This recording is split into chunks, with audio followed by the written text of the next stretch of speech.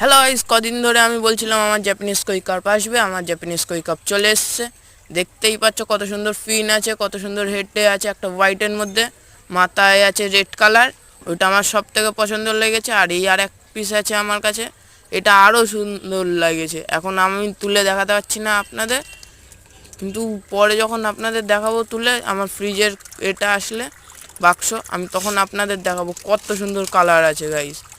তো যদি এরকম ভিডিও দেখতে চান তাহলে দ্য ফিশ লাভারকে লাইক অ্যান্ড সাবস্ক্রাইব করে দেবেন আর বেল আইকন বাটনটা প্রেস করে দেবেন। টাটা।